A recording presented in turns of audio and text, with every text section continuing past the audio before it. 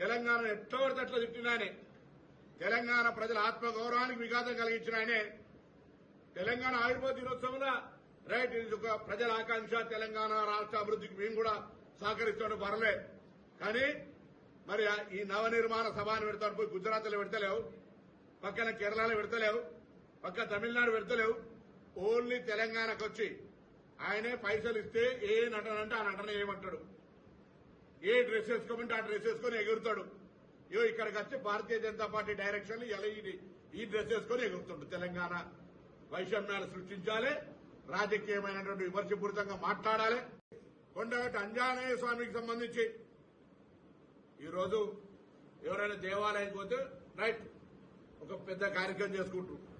నువ్వు దాన్ని రాజకీయపరంగా వాడుకొని ఏదో కొండగట్టుకి ఏదో చేస్తారు కావచ్చు, తిరుమల దేవస్థానం చైర్మన్ రావాలి, ఈవో రావాలి.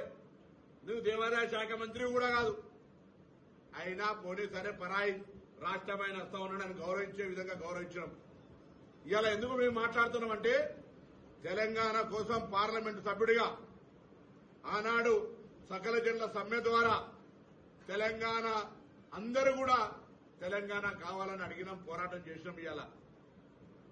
ఇవాళ తెలంగాణ పోరాట యోధులుగా అమరవీరులు కావచ్చు, లేదా పూర్తి స్థాయిగా ఇబ్బంది పడ్డటువంటి వాళ్ళు, కేసులు ఇతరత్ర ఉన్నటువంటి వాళ్ళను గుర్తించి గౌరవించాలి, గుర్తింపాలని ఒకవైపు తెలంగాణ ఉద్యమకారులను గుర్తింపు గౌరవాన్ని ఇచ్చే కమిటీ ఏర్పాటు చేసుకొని ఇక్కడ మనం ఆ కార్యక్రమం చేస్తూ ఉంటుంటే తెలంగాణ ఎట్లా పడితే అట్లా తిట్టిన ఆయనే, తెలంగాణ ప్రజల ఆత్మగౌరవానికి విఘాతం కలిగించిన ఆయనే, తెలంగాణ ఆవిర్భావ దినోత్సవంలో రైట్ ఇది ఒక ప్రజల ఆకాంక్ష, తెలంగాణ రాష్ట్ర అభివృద్ధికి మేము కూడా సహకరిస్తాడు పర్లే.